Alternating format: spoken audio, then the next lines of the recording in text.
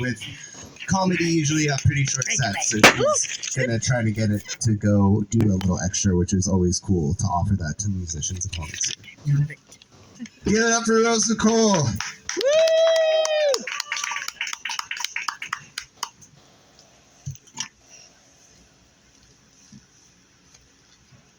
When you sing your songs, it's like you're singing to my heart. Aww. Especially that part about your therapist wanting a restraining order. Oh, I know. That's true. Are we on? All right. We're on. I got a light bulb in case I need any ideas. So I'm down here from Sacramento. I came here for the warm weather. Woohoo! Thanks. It's great to be here. I really appreciate you guys having me, and it's a great place to camp. I really love it. I hope to see you guys do really big venues in the future, have all your stages full. That's going to be great.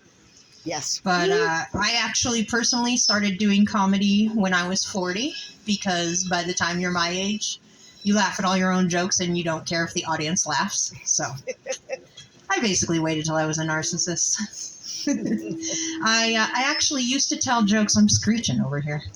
I haven't even started screaming yet. I actually used to tell jokes during karaoke songs, because I will always select songs with really long intros or really long breaks, and the audience hates that. So I would tell jokes to quell them until the singing began. Mm-hmm. But then with the pandemic, I could not... Sorry, we'll make some mic adjustments here. With the pandemic, I couldn't go to karaoke anymore. So I started going to the live streams of comedians on YouTube. And when you're in the live stream, they have a little chat box where everybody watching can chat. And I noticed that all the comedians would read all my comments and all my chats. So I was like, holy shit, I'm funny. I'm going to become a comedian. Really? I'm going to be a comedian's comedian. Yeah, in retrospect, they just needed writers. I actually turned out to be a really good heckler. There was this one comedian, and he was very staunch about, reform the police or abolish the police, depending on the sins of the station. And one night in his chat, which he read out loud, I heckled him so hard that he got angry and threatened to call the cops on me. Oh. So,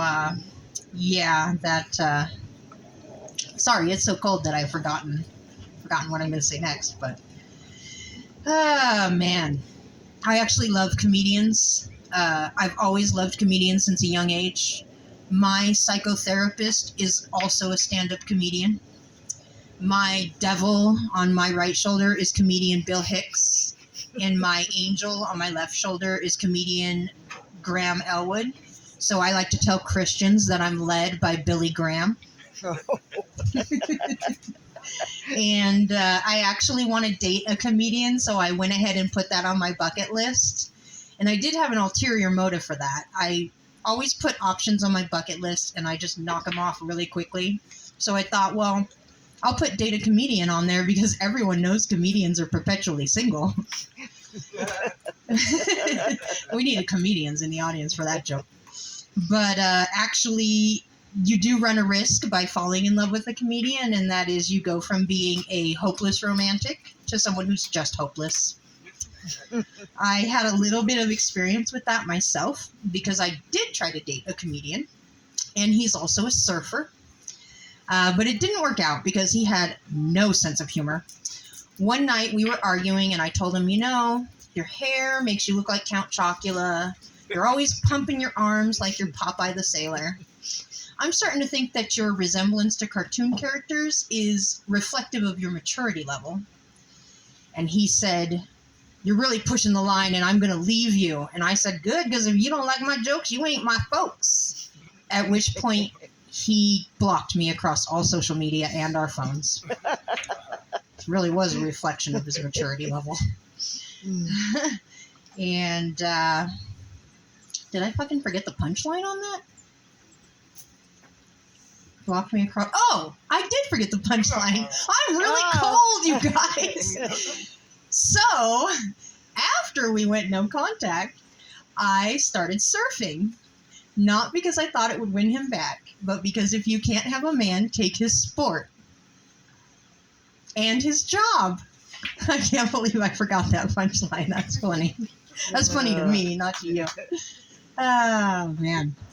Yeah, that I have really bad luck in dating. You can probably already tell. And a lot of people, when they meet the one, they say that that person feels like home to them. But the only person that ever felt like home to me, it turned out to be a halfway house. Speaking of halfway houses, I tried to date a cop once. I met him at a Black Lives Matter protest in 2020. And I couldn't believe how well it was going. He would sit with me and watch all the videos on what it means to reform the police and on why we should abolish the police. And I just couldn't believe how open-minded he was. Until one night he heard the phrase, ACAB, all cops are bastards. And he looked at me and he said, all cops are smarter. And I looked back at him and said, if that were true, you would have said all cops are brainy. And he left me. Oh, man. Yeah, I have a lot of issues with that. You know, I'm going to do some political stuff. I'm sorry. That's the kind of comedian I am. Yeah. You know, we have a lot of issues in our country with civil rights, civil liberties, social justice, social equity, class equity, and even science at this point.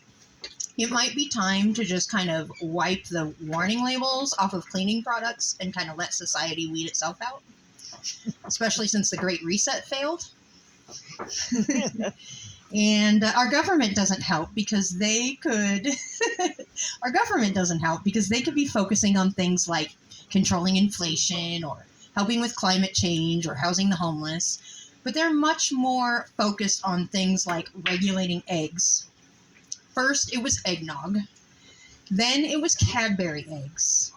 Now it's women's eggs. You guys better be careful. They are coming for your breakfast next. They're not going to tolerate these chicken abortions much longer. And it's not just... and of course me. If you can't tell, I look like Supreme Court Justice Amy Coney Barrett. Worst doppelganger ever. When she's cute and crazy, when I'm cute and crazy, it's endearing. But when she's cute and crazy, it's God-fearing. And it's not just a problem with the Republican Party, because the Democrats have basically become the enablers of Republican policy at this point. And, Jesus.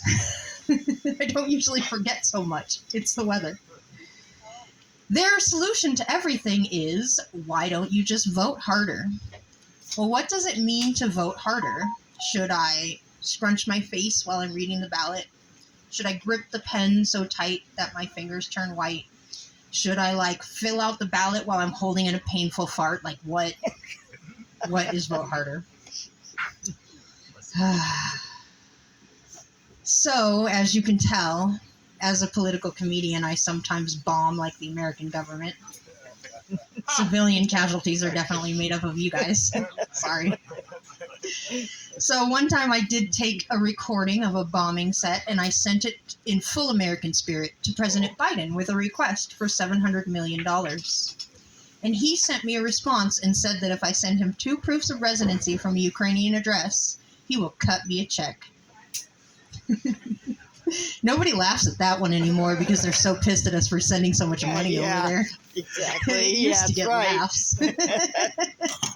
How do you guys feel about law of manifestation? You got one woo. The rest of you are like, fuck it, whatever happens, happens. What's the secret? Oh, that's great. You know who had a really great manifestation story is actually President Zelensky. He used to be a stand-up comedian, and he used comedy to manifest his dream life. He manifested being president, the war, the Nazis, all of it. He even manifested being the best paid stand-up comedian in the history of the earth, bringing in $700 million every 2 weeks from the U.S. So I, too, want to use comedy to manifest my dream life. I want to manifest a going back to my bucket list item, I want to manifest a comedian that I can travel with and we can do shows. Not Zelensky. That's cool. I want to manifest getting paid to stand up here and give you the impression you should be laughing at these jokes. I want to manifest a beachfront property, so I'm just going to buy a house on a slight hill, kind of close to the coast, and then in about 10 years, with sea level rise and climate change, I'll have my beachfront property. That's right. That's right. And finally, I want to manifest a job where I get paid to sing, because I'm a really good singer. And I live in Sacramento, so I did look around Sacramento to see, well, what kind of jobs can you get there where they pay you to sing? And the only thing that's available is singing at churches. But I'm an agnostic tantric Buddhist, so I thought, well, maybe I can get paid to sing at a Buddhist temple. Yeah. Fuck it, it pays. And you may be asking yourself, what is an agnostic tantric Buddhist? That's basically just a fancy way of saying that I haven't had sex in so long that I think my imagination is better than the real thing. About a year in, I switched hands. And I did have a partner near the end of 2021, but we only hooked up twice because, as it turns out, my imagination is better than the real thing. You've already seen my own face. It's been almost a year since then, too, so maybe it's time to switch hands again. Man. Yeah, I have a hard time dating. Half of the battle is attraction, and the other half of the battle is... What comes after attraction? Yeah, well. I don't have a dating site because I get a lot of direct messages on Facebook, Instagram, and all the other social medias. So I don't really need a dating site to get scammed or spammed. But I did recently put no DMs in my description because I got tired of hearing the same two questions. Have you eaten today? And is your job stressing you out? If you're opening with, have you eaten today? And is your job stressing you out? And that's not followed up with dinner and a foot rub? You might as well have just sent me a dick pic.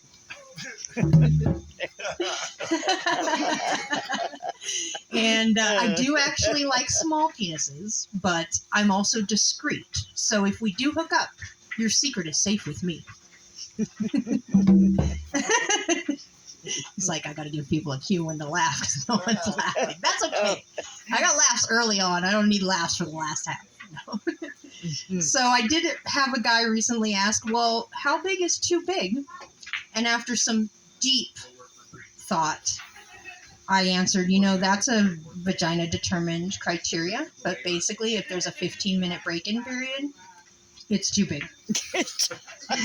And that goes for length and width. So it's going to be a 2-factor authorization or a 2-factor authentication if you're a fuckboy. Where am I? I don't know if I should do another political joke. Is it too much for you guys? Yeah. Okay. You're funny. So I have a friend, she says, if you cross your fingers, you'll find love. But I crossed my fingers so long that I got arthritis. And the tragedy, actually, it's gotten to the point where only coffee fills the hole in my heart that was left there by a stranger who burnt me with the acid that we call love. And the really tragic thing about that is that if I would have been a... Fuck it, it's already bad enough. Second half. We forgive you. Second half. If I would have been a racist, gun-toting maniac, I'd already be married. Do we have any Canadians in the audience? No? No, they're all in a booth. Ah! What do you call a racist Canadian? Well, you could them a Clanadian, but Ku Klux Canuck is right there.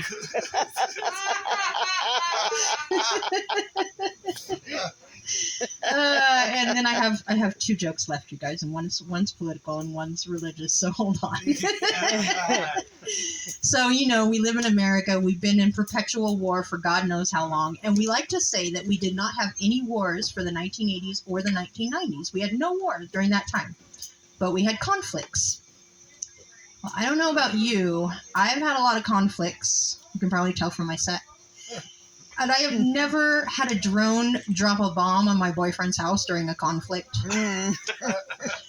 I've never gone into the office with a tank and shot mortar into my coworker's cubicle during a conflict. Yeah. We're just really stretching it with that word. Yeah.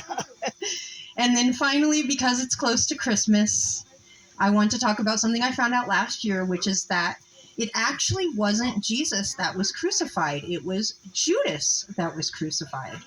Isn't that crazy?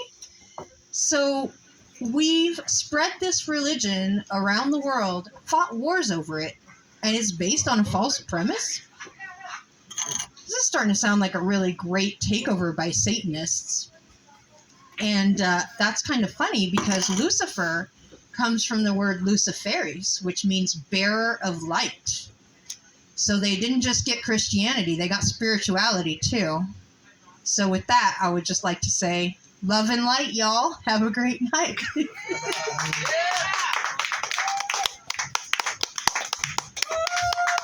All right, let's give it up for Rose and Cole. Yeah. Yay. It's not easy doing comedy. Okay, No, so it's not. It's super light. you're all That gonna long. love Good it. job. In a minute. Well, right now. Right now. Right now.